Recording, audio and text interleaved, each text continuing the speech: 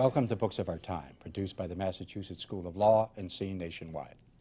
In the last 50 years or so, and even more perhaps in the last 30 years, admission to college has been a matter of overwhelming, even freakish concern to millions of American families and their children, to those who are fortunate enough to have possible choices.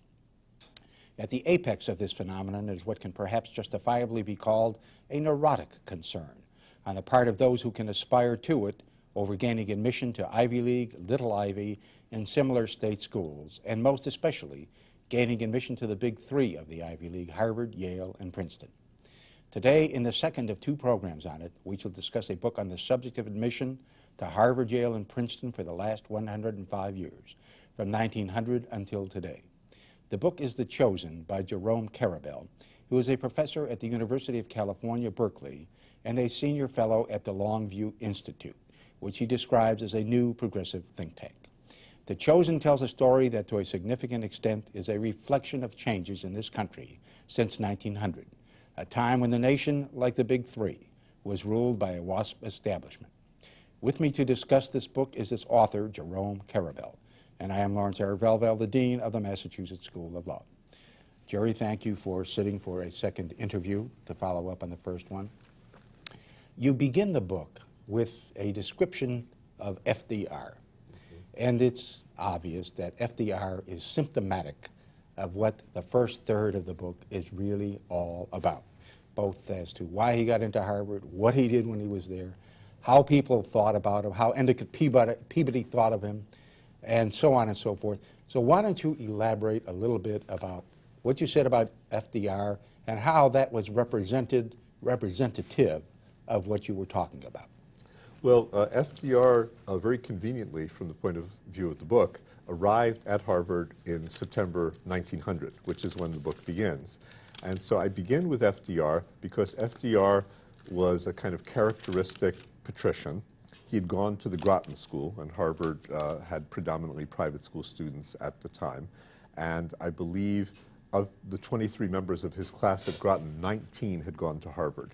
2 had gone to Yale, and 2 didn't even bother to go to college. The Groton School was only started in 1884. That's right. The Groton School started in 1884, and it, in a way, was a transmission vehicle for the ethos of the British upper class, which had ties to the American upper class, and embodied, quintessentially, the ideals of the British upper class: leadership, character, manliness, etc. And so Franklin Roosevelt, his admission to Harvard was pretty much taken for granted. He passed the exams, not very hard to do, certainly for someone from Groton.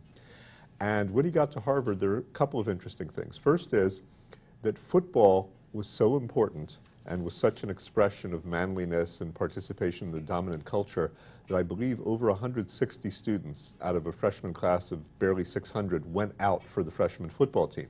Among them was Franklin Delano Roosevelt, who was so thin, I think he was at least 6 feet and he weighed something like 143 pounds. Right. He was cut from the freshman team. Right. But the fact that someone who was physically so inappropriate for football felt that he had to go out, I think was revealing of the importance of sports and of football at that time. At Harvard, Franklin Roosevelt did perfectly well academically, but his main concerns were non-academic. He was very preoccupied with gaining admission to a final club, and in particular, one final club, the Porcellian, which was the most prestigious. And so he expended an enormous amount of energy trying to get into the Porcellian Club, and even someone as august as Franklin Delano Roosevelt could be vetoed by a single person. No one actually to this day knows exactly why he didn't get in, but he was not admitted to the Porcellian Club. And to give you a sense of just how important this was in the Harvard of this period, this was up to the point when he contracted polio, the greatest disappointment is in his entire life. And so he was admitted to another final club, but one not quite as prestigious as Porcellian. I think you said in the book that there's some suspicion that it may be that somebody thought him, as he richly proved when he was president, many of us are sorry to say, a very deceptive and devious guy. There were certainly some questions about his character, but in the book, I actually used Franklin Roosevelt as an expression of some of the positive qualities of the old upper class, this sense of public service, the noblesse oblige, and emphasizing the oblige as well as the noblesse, the sense of social responsibility, and the sense that life was about more than sheer material acquisition. Yeah. So in a sense, he represented, as did the president of Harvard at that time, Charles W. Eliot, the progressive, more inclusionary, more forward-looking wing of the Protestant upper class. And he was tied in very closely with Endicott Peabody, who started the Groton School and who tried to inculcate an ethic of service unsuccessfully in most of the students. Yes. But it did become imparted to Roosevelt. Yes, and he was an enormous influence on Roosevelt, that Roosevelt invited him to the inaugurations where he performed a prayer service. He invited him to all his inaugurations. I think He didn't vote for Roosevelt, by the way. No, he didn't vote for Roosevelt, at least in 1932. He may have voted for him subsequently, but he didn't vote for him because he was a kind of classic Republican. But over time, he came to be aligned with what Franklin Roosevelt was trying to do, which was really to save the existing system. Yep. And one of the things that I found fascinating in the book is that here was Franklin Roosevelt, arguably the most powerful man in the entire world. He's still maintaining a correspondence with his prep school headmaster through his presidency. Yeah.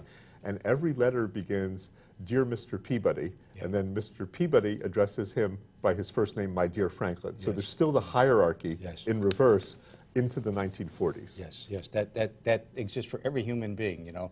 The way it was when you were a kid, that's the way it remains, even if you get to be 80 or 90. Yes, but for Roosevelt, Peabody was a very august figure, as he was for many of the graduates of the Groton School. And Peabody you describe as the leading headmaster in the country. Harvard, you talked at the end of the last segment, the last show, about secrecy.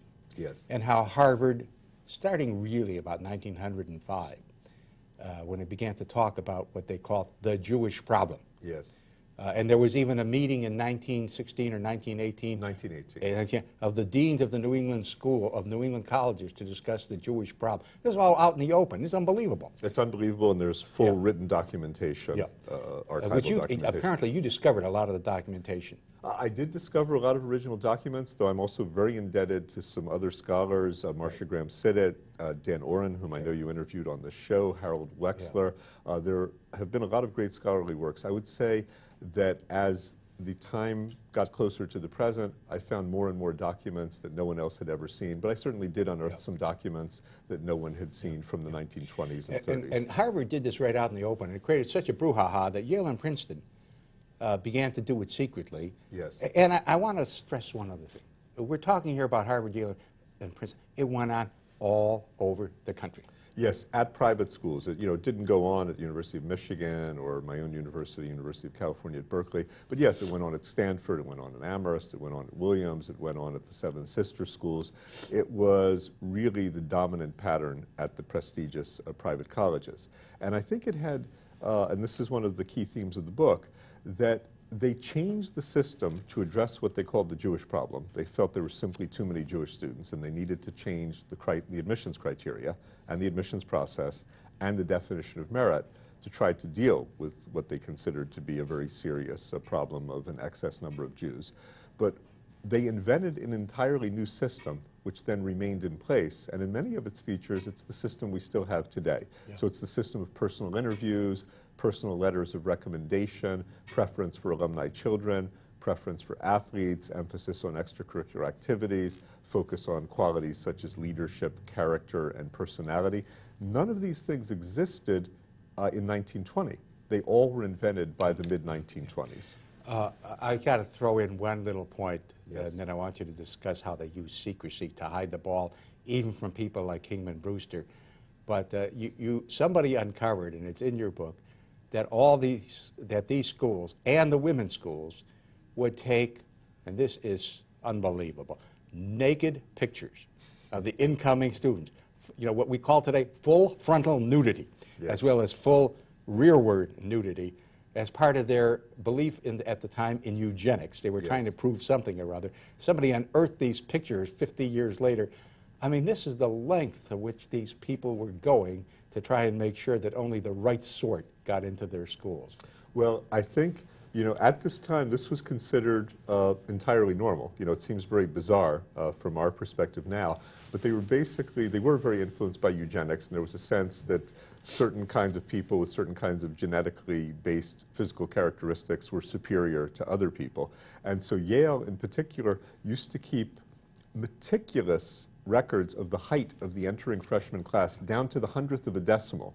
And what was quite striking was that the average population of Yale students was far, far taller than the American population. I think physical characteristics, including height, would figure in admissions decisions. But what was fascinating to me, Yale did this till 1967. And in 1966, when they changed the admissions policy quite dramatically to make it more academic and also less discriminatory, for the first time in memory, the actual average height of the freshman class dropped. Right. It had constantly been going up. And so something as unrelated to academic performance as height could then be affected by the new definition of merit. You know, I think of it as no short people with big ears, please. Well, that's what the Malcolm Gladwell review emphasized in the New Yorker. Yeah, yeah. How did they use secrecy to hide the ball? Well, what they did, you know, the previous system was transparent. You had exams, they were more or less objective, and if you passed, you were admitted. So basically, the new system was intended to give them a lot of discretion, that they could use their personal judgment on qualities, personality, appearance, social background, and basically they left themselves very wide latitude to admit whom they wanted, and equally important, to reject whom they wanted. Right. So I think the fundamental characteristic of the new system was precisely its opacity, because if you're going to exercise discretion and you don't want to be subjected to public scrutiny and criticism, if you have a transparent system, you can't really exercise that discretion. They even managed to fool somebody like Kingman Brewster.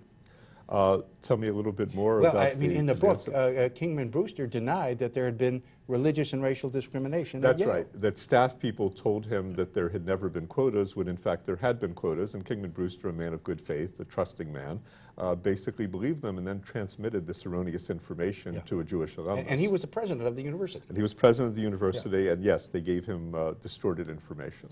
And a fellow, I mean, another story that's just amazing. Now, Robert Maynard Hutchins has gone down in American history as one of our great reformist educators. And after he left Yale, he was the boy dean of the Yale Law School at age 27. He became the president of the University of Chicago. He had a dinner with the president of Princeton, a fellow named John Hibben. I don't know if you remember the story. Hibben lied to his face. Yes. Why don't you tell that story? Well, basically, the issue of how many Jewish students there were came up, and the president of Princeton, Hibben, at that time, gave a figure that was erroneous, and his wife happened to be at the dinner with President Hutchins, and she said, "Oh, that's simply not true. You know that every year you and Dean so-and-so fix the number of Jews at a much lower number." And so, fortunately for the purposes of scholars, Hutchins actually wrote a letter describing the incident. Now, they kept out the Jews. They kept out all the women. Yes. They kept out every single black. At Princeton. At Princeton, and there weren't more than, this is more than there were at Harvard and Yale, or, you know. Well, Yale would be one or so every year or two. Harvard would often have 3 or 4 or 5 in an entering class. Harvard, of all the Ivy League schools, how many people in entering class? Maybe 1,000 at the time. So it was very tiny, but Harvard was, you know, Princeton was totally segregated, and there are two crucial incidents recounted in the book. One is that a so-called colored student writes to Woodrow Wilson, who was himself Southern and a racist. Terrible bigot. In the period between 1902 and 1910, when he was president of Princeton. And Wilson wrote back explicitly saying he could not advise a colored boy to apply to Princeton, discouraged the application. And in fact, Princeton had a color line. They simply did not take black students. Then in the 1930s, and this was one of the most shocking incidents that I unearthed during the course of the research, a student from what was then the leading public high school in New York City, Townsend Harris, had been admitted. He was a fine athlete. He actually came from a modest background. He'd been given one of the very few full scholarships. And he'd been an excellent student at Townsend and Harris. And he happened to be African American. He must have been one of a tiny number of students admitted without an interview. And so at freshman orientation, in the registration line, someone tapped him on the shoulder and said, "Dean Hermans would like to see you." And so the dean, both of freshmen and of admissions, basically called him in and said, "Oh, you wouldn't be happy here. Colored students don't go to Princeton. We have a lot of Southern students," which was in fact exaggerated. They didn't have very many Southern students. And it would be better if you went to a school where you would be comfortable. And so the student, who must have been a very courageous individual, went back to his room, wrote a letter saying he didn't want to leave, he had been admitted, he wanted to stay. And fortunately, the letter that Dean Hermans wrote in response is available. And in essence, the letter reiterated, you would not be happy here. You should go to a school with more of your own kind. I personally am not prejudiced against members of your race, but you need to leave. And finally, at that point, the student did leave. He then went to a historically black institution called Lincoln University in Pennsylvania. Right. And then the story has a happy ending. He, later in life, is a member of the New York State Supreme Court. And it was not until the 1990s that Princeton formally apologized for this incident from the 1930s. Yeah. Tell a little bit about the eating clubs at Princeton, the secret societies at Yale, and the honor societies at Harvard. The final clubs at Harvard, yes. Yeah, and how, I mean, the student bodies were just as bigoted as the people in the administrations, really. Well, all of these schools had these club systems. The club system was most important at Princeton because the majority of the students belonged to the club system. And the club system was very hierarchical, and the Jewish students initially couldn't get into any clubs at all. Majority. It was like almost all. Almost all at a certain point, yes, the vast majority. You couldn't have a social life. You couldn't have a social life. By the 1920s, it was 75%, but by the 30s and 40s, it became well into the 90s. So you were pretty much a non-person at Princeton if you didn't belong to a club. So there were 17 clubs, and the great majority of the Jewish students were concentrated in the lowest status 3 or 4. Yale had a different system. They had these senior societies, also sometimes called secret societies, led by Skull and Bones, the one that both George W. Bush and John Kerry were members of. And Yale had a somewhat different ethos that ostensibly you got into these clubs not simply on the basis of birth, but having, quote, done something for Yale. And there was a modicum of truth to this. If you were captain of the football team or editor of the newspaper, you were likely to be admitted. And if you came from the right background and had done absolutely nothing, you very possibly wouldn't be admitted. But at Yale, only 10 to maybe 15% of the students belonged to these clubs. Nonetheless, they cast a looming shadow over the student body because they were the marker of success at Yale, certainly through the 50s into the early 60s. Harvard had a different system. Also, only about 10% of the students belonged to these very prestigious final clubs, some of which still exist today. Their social background was almost everything. So there, and the data were fascinating, that it wasn't enough to go to a prep school. You had to have gone to the right prep school. So going to Exeter and Andover, which most people would think are very renowned prep schools, didn't get you into the final clubs. You had to go to Groton or Milton or St. Paul's or one of the tonier of the private schools. Right, the St. Grottlesex schools. So the systems were parallel in some ways, but basically in each system there was one club that presided as the leading club. At Princeton it was the Ivy Club, which until after World War II hadn't had a single Jewish member. At Yale it was Skull and Bones, which also hadn't had a single Jewish member until after World War II. And at Harvard it was the club that Franklin Roosevelt didn't get into, Porcellian. Yes. Another point I want to get to, just tell a little bit about what in the book is described as the dirty bicker of 1958. Explain what that was all about. Well, this was a very dramatic incident, and it got national coverage in the media.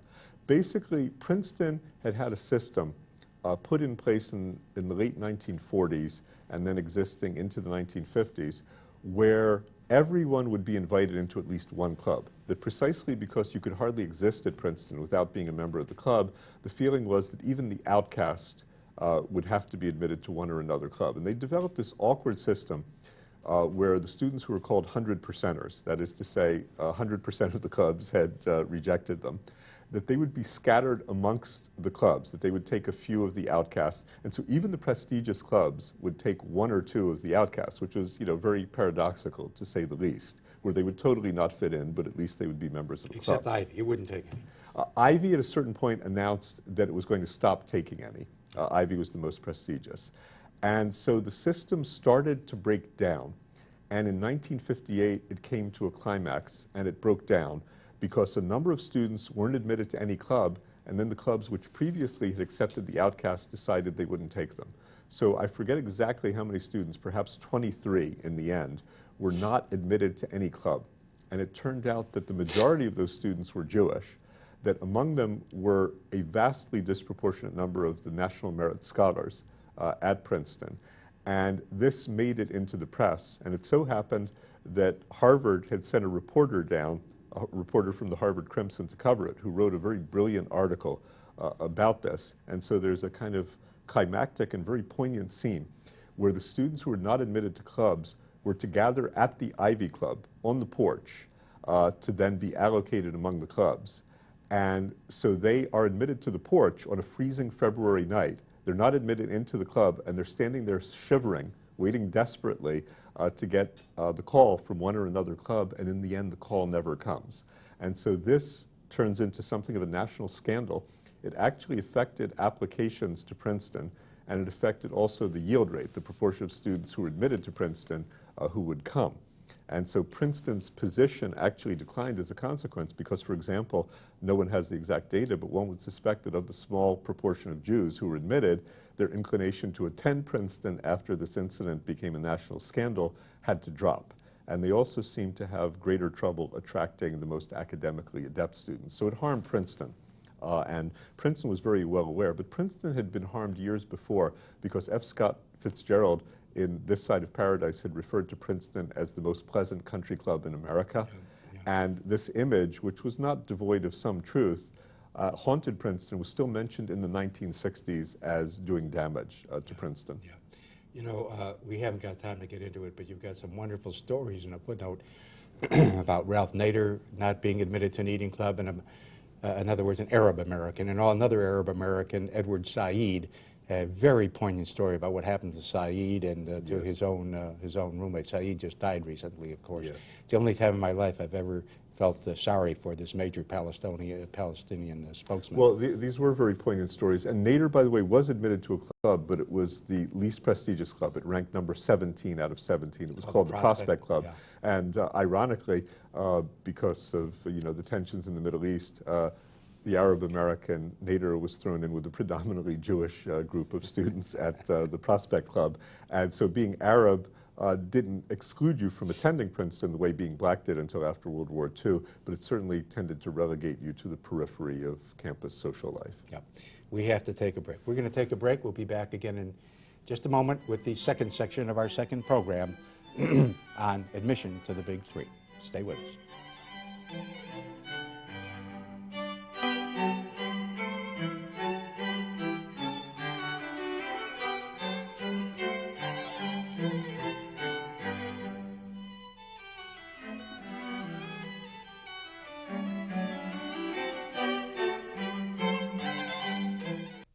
Can I ask a few questions about the apartment on Park Street? What was your name? My name is Juan Hernandez. It's been rented.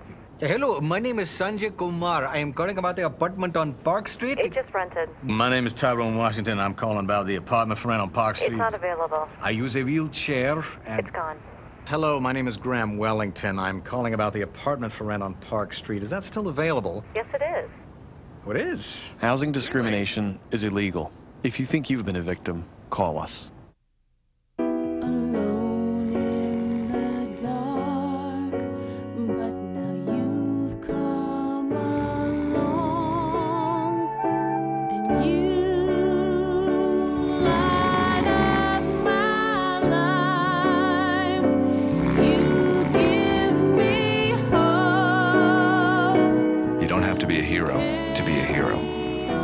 When you adopt a child from foster care, just being there makes all the difference.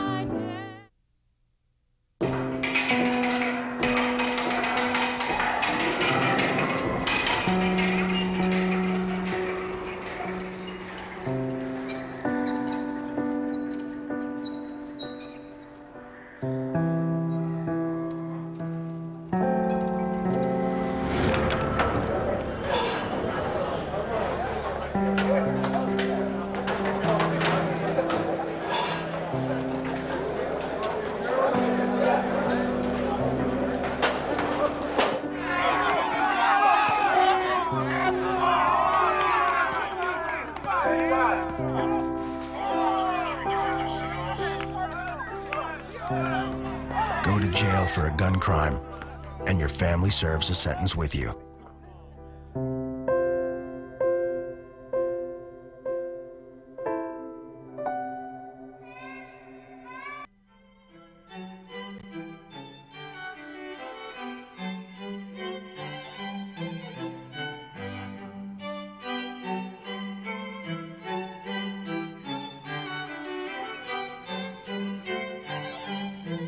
Welcome back.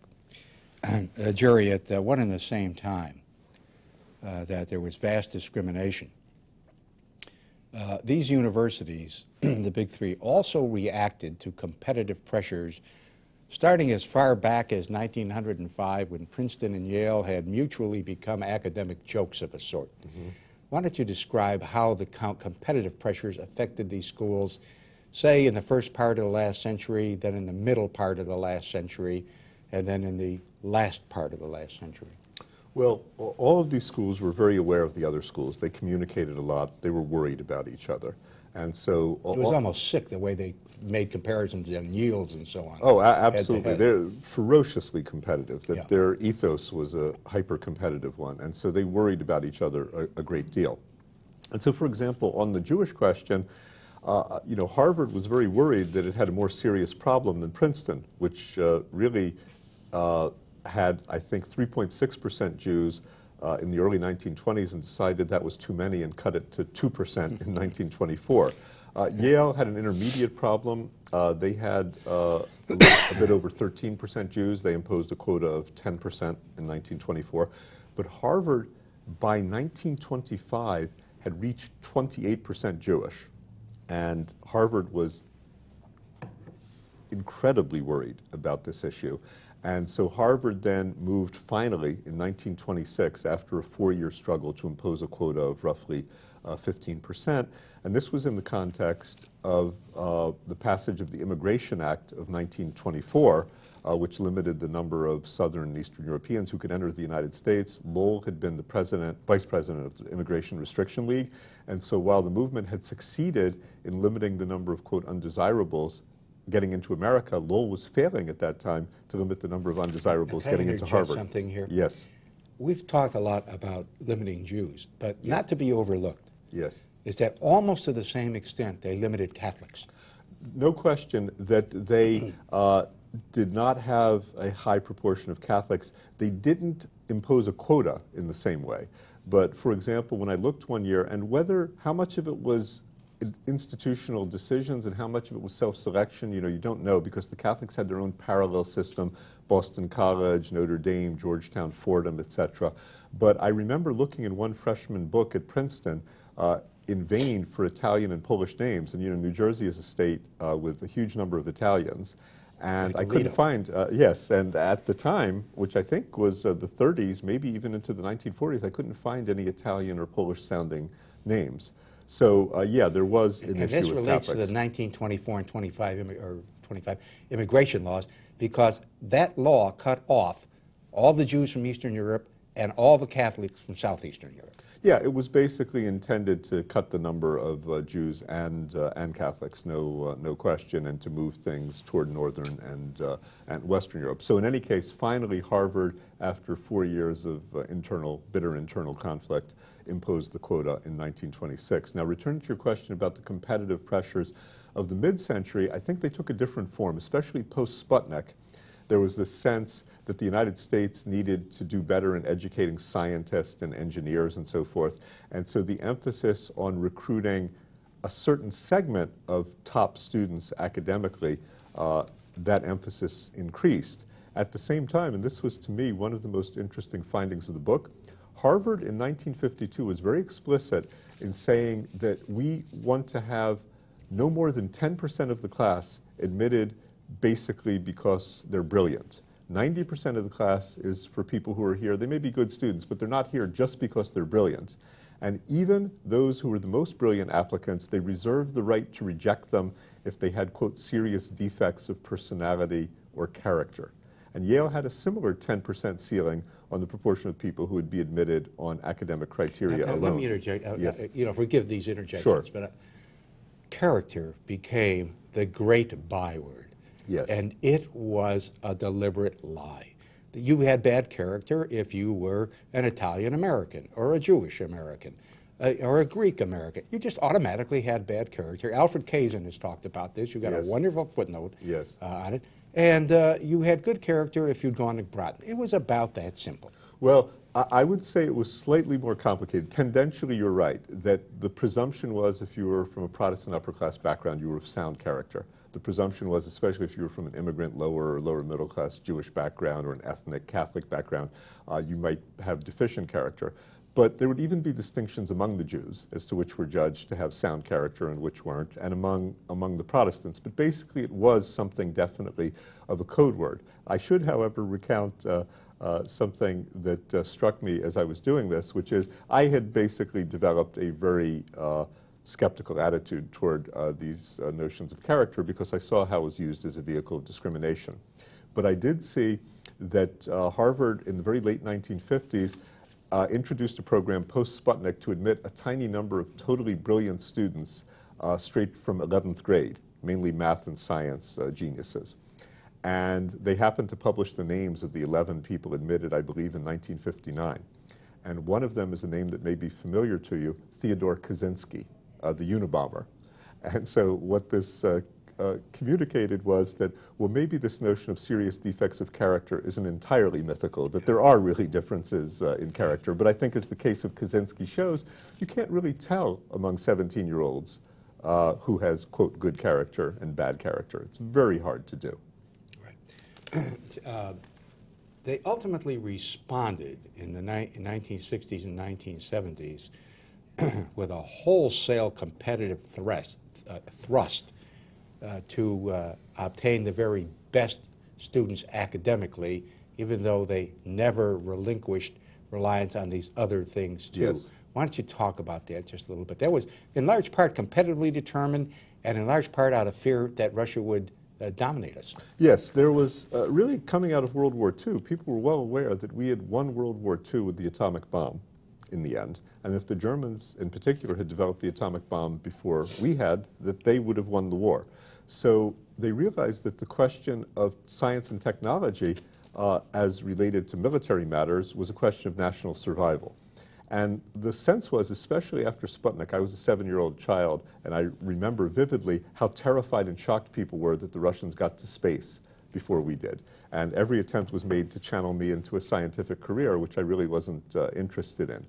So there was this sense that the Russians, if there were a talented peasant kid in a rural area, that they would find him and they would take him to a great scientific or technological university, whereas America was felt we were having a lot of talent loss and that we couldn't afford it. The competition was so intense and the stakes were so high. So this was one of the forces behind the rise of so-called meritocracy, as was the increasing power of the faculty, which after World War II brought money into the university, especially with grants in science and engineering. And the faculty, especially the scientific faculty, wanted more brilliant students. So the relative power of the faculty increased, and this is the context in which there was rising meritocracy. Yes. That brings us on, I'd like you to elaborate. There was, from very early on, Yes. a real difference of opinion, not to say war, between the faculty on the one hand and the administrators and the alumni on the other over who was being admitted. Why don't you discuss that just a little bit and say why it occurred and indeed what the alumni revolt was in the late 1960s and early 1970s?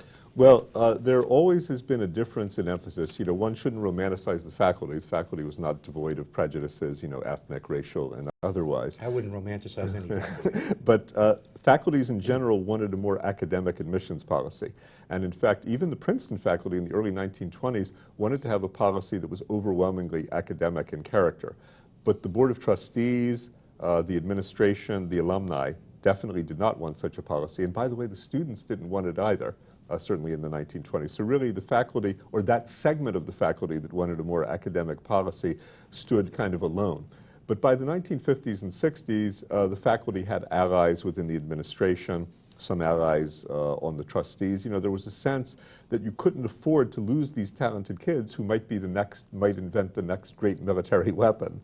And so a more meritocratic policy was put into place. And so to move quickly to your question about the alumni revolt, and there is an entire chapter of the book on the alumni revolt at Yale and Princeton.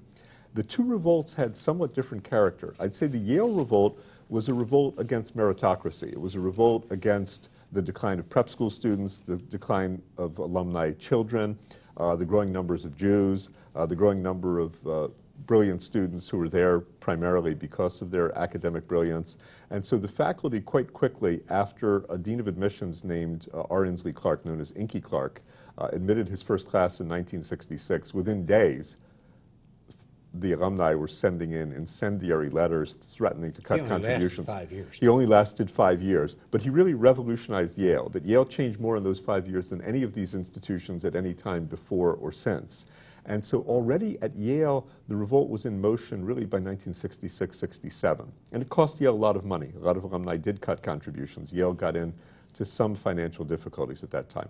At Princeton, the key factor precipitating the revolt was the admission of women, which also intensified the revolt at Yale, but it existed prior to the decision to admit women. At Princeton, whose policy hadn't changed nearly as dramatically as Yale's, the decision in the very beginning of 1969 to admit women, actually for that fall of 1969, was the key factor behind the alumni revolt, which became even more intense and more protracted at Princeton than at Yale. And there were other factors, affirmative action, some of the same issues as at Yale. Tell people why the alumni were so important to the administration. Well, the alumni were major donors, and although their importance had decreased with the rise of large grants from the federal government and also from major private foundations, the alumni still were a major source of revenue. And the alumni also, they were gatekeepers. You know, they participated in interviewing students, and the institution still relied to a significant extent on the alumni. So you didn't want to alienate your alumni, and especially your wealthy alumni. And so they took them seriously, but in essence, and this is one of the key stories of the book, the alumni revolt in the end failed except in one particular regard.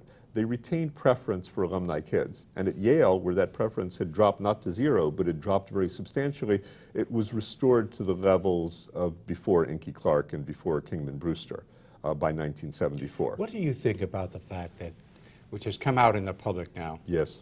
And I know that the people in Congress are aware of what you've written about this. What do you think about the fact that Samuel Alito joined the Concerned Alumni of Princeton, which was what I think it's fair to call a reactionary organization that spearheaded the alumni revolt at Princeton?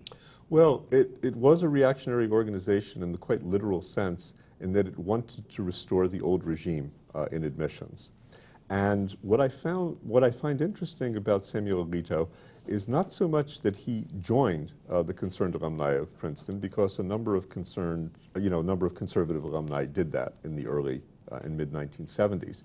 But that as late as 1985, when he was a 35-year-old man, fully mature adult, that when he was applying for a job within the Reagan Justice Department, I believe as Assistant Attorney General, he highlighted his membership in the Concerned Alumni of Princeton. And by that point, the organization had, I believe, a 13-year track record. And it was an organization that basically did not believe in, I think, the most fundamental of American ideals, which is equality of opportunity. In other words, it favored limiting the number of women. It did not favor applying the same admission standards to women as to men. It certainly was very unfriendly to the inclusion of racial minorities. And it really wanted, in some profound way, to restore the Princeton of old.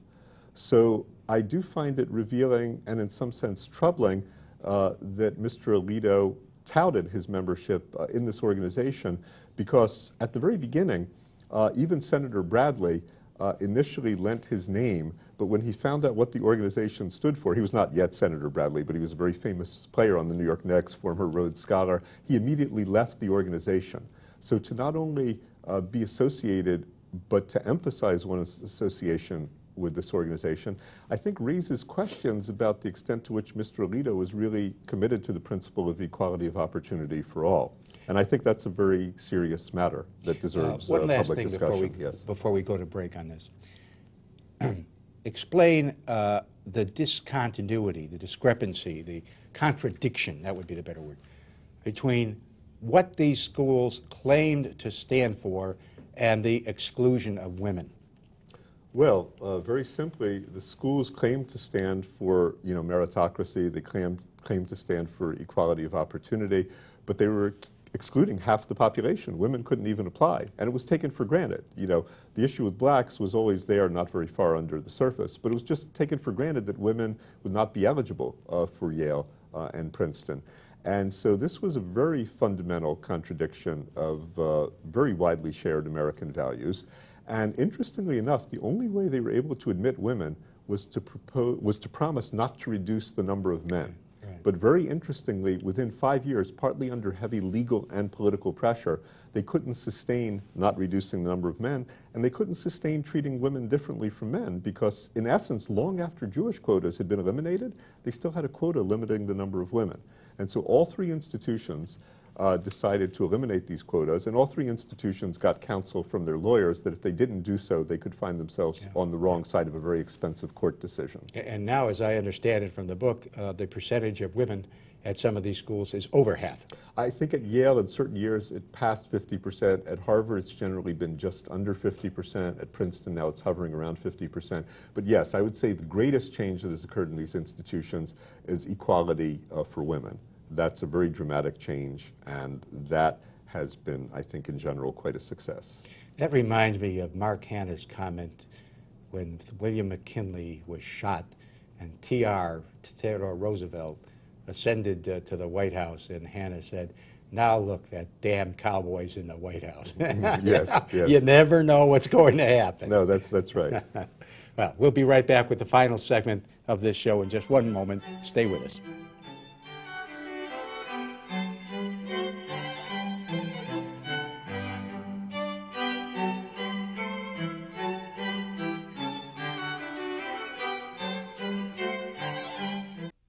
Don't walk.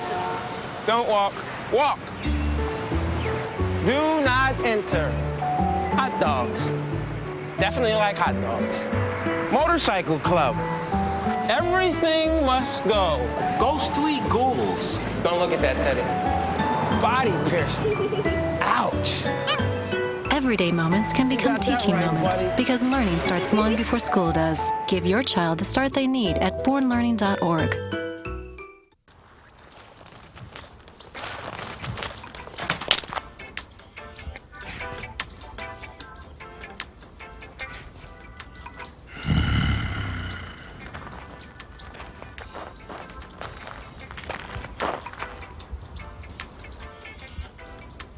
Oh, I'm sorry. I'll put that out.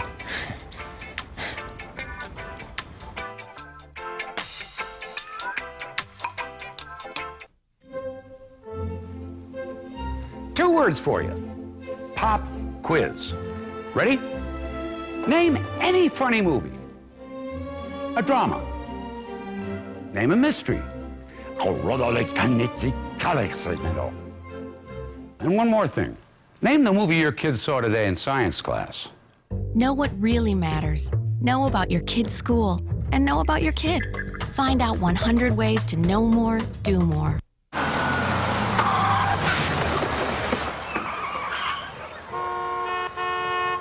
Hey, yo, Tim! Get on your job, kid! We got school, yo! I see you in the window, man! You want me to do... I got the bus here, man. I got connections. We holding up traffic. Let's go. I'm not letting you waste your life like that, yeah.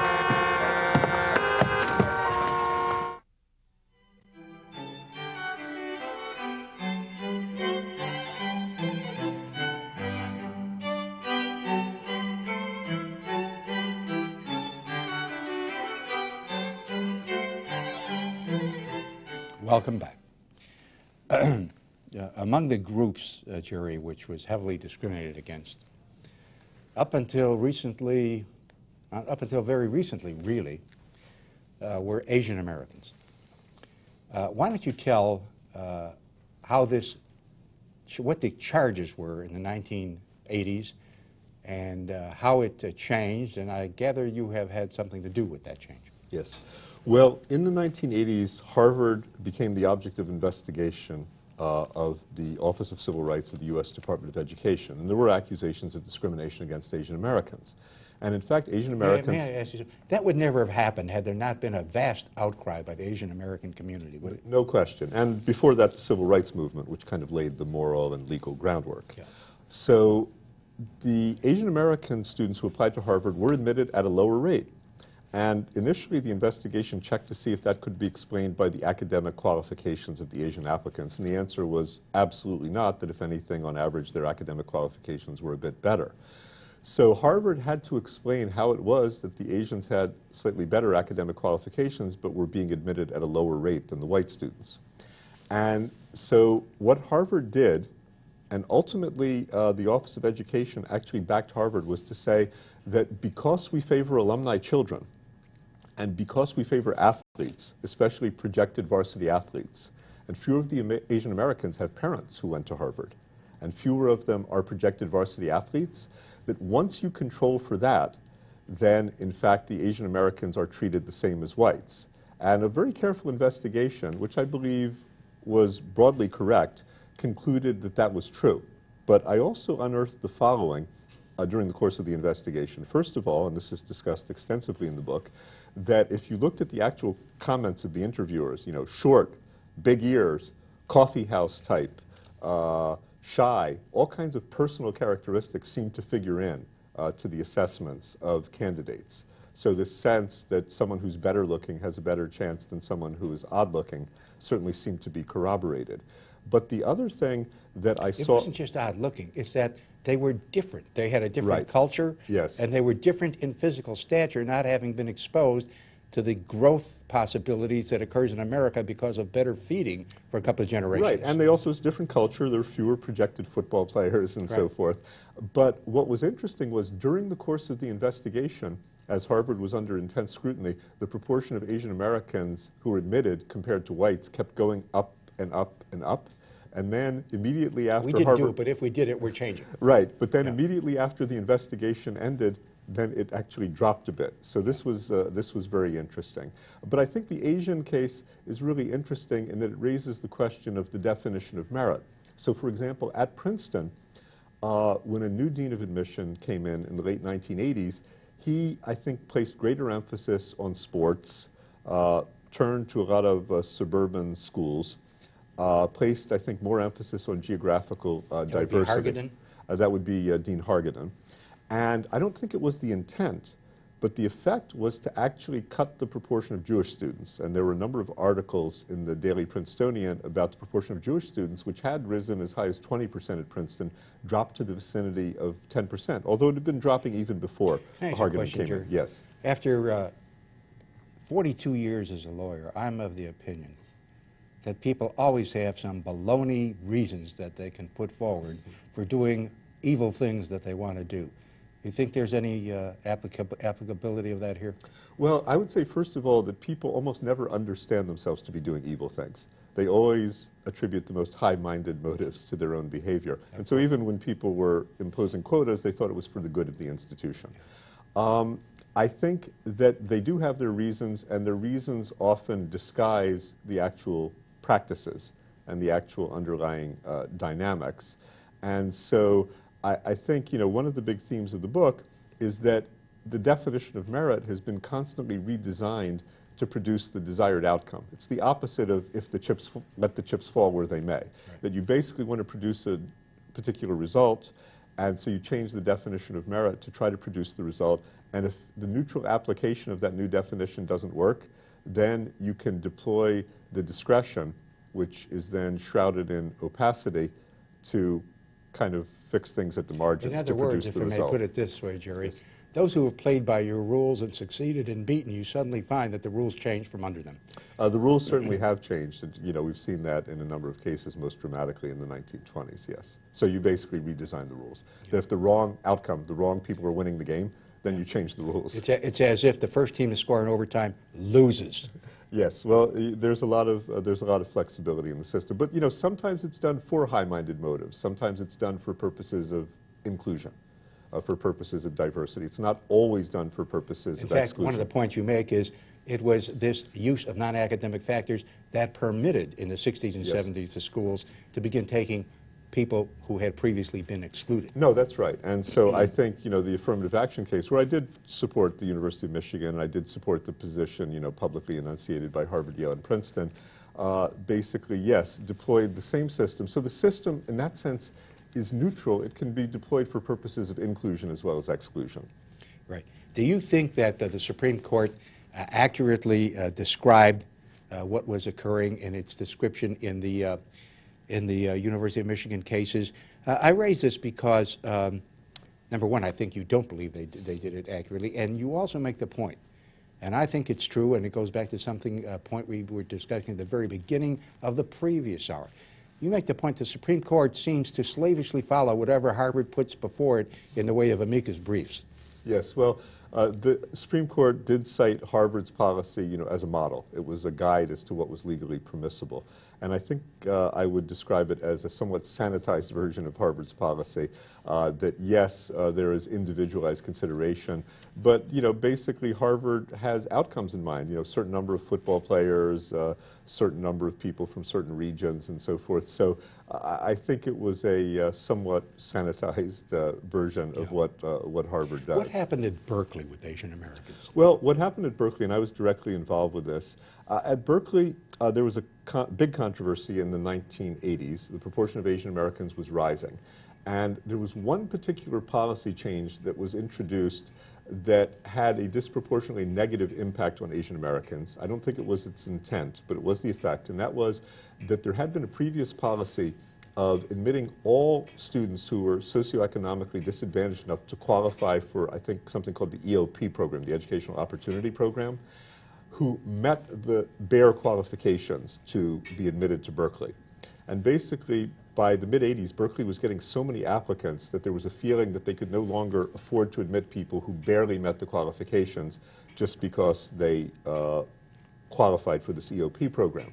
But a disproportionate number, large number, of the people who qualified were Asian American, who were relatively poor and who had relatively good academic records. So when this happened, there was a slight drop in what had been previously a pattern of increase. So the Asian Americans, understandably, were very concerned, thought that this was a clear sign of discrimination and the opening wedge of perhaps quotas against Asian Americans.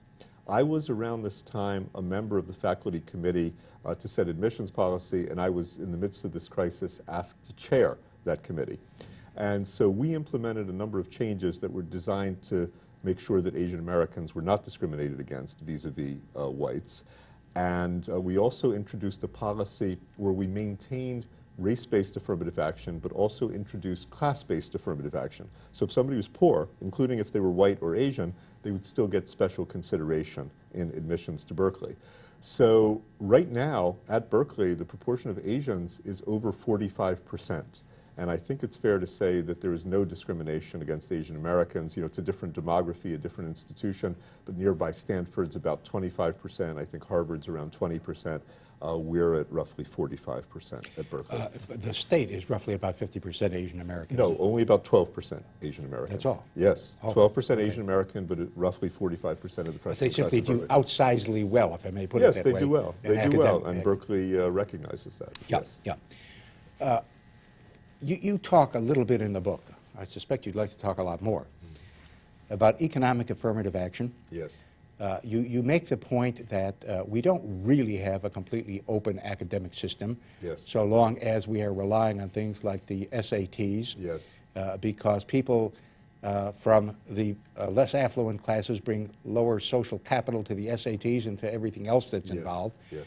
And that if schools wanted to, they could indeed engage in economic affirmative action without any sacrifice of what they have been prone to say, as does Harvard and others, are the normal criteria of the SATs and grade point averages. Would you please elaborate on what could be done and why it should be done, in your opinion, to have more economic affirmative action? Well, I do argue in the book that there should be, class-based affirmative action, that they should try to have a larger number of students from disadvantaged backgrounds of whatever race.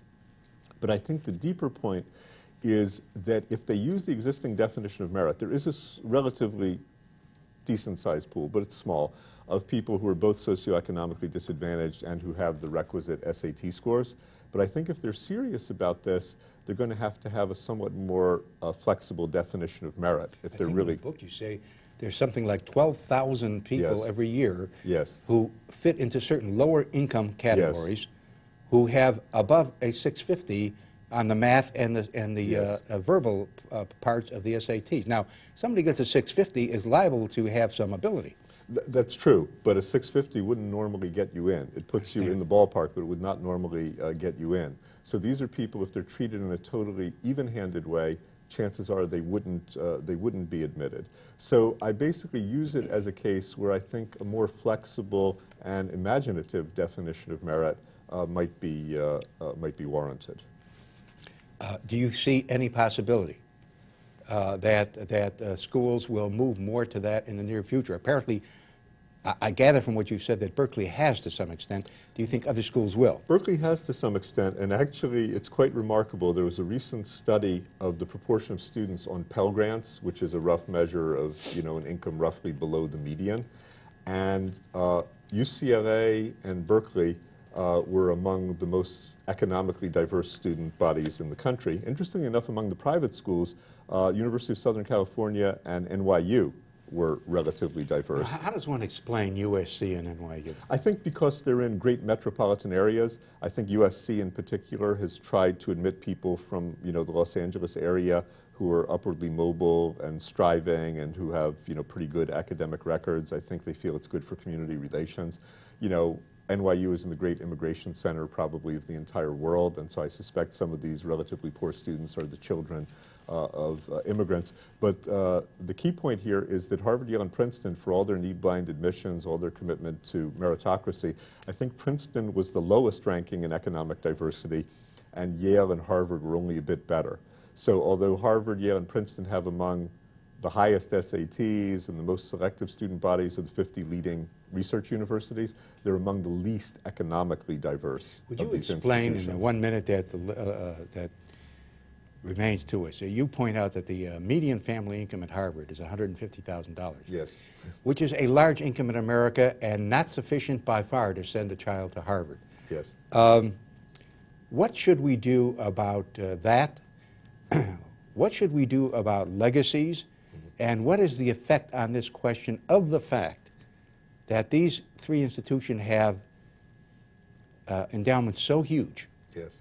that Harvard, for example, could pay every nickel for every person on the campus from only about 1/3 to 1/2 of the interest it earns on its endowment, and the other two schools are richer on a per capita basis?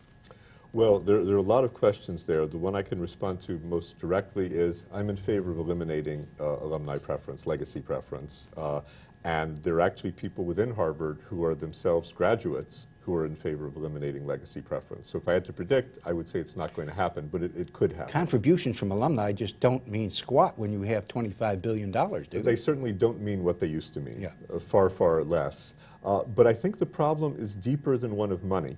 That I think that if you took money out as a factor, I believe that the proportion of people who would be admitted from disadvantaged backgrounds would still be modest, because the kinds of people who present the kind of profile, the kind of extracurricular profile, which often implies a lot of time, private coaching and so forth, the kind of academic profile, which implies being at fine schools from kindergarten onward, that most of those people will be relatively privileged. So I think one of the key points of the book is that the privileged are the meritorious as merit is defined. As merit is defined.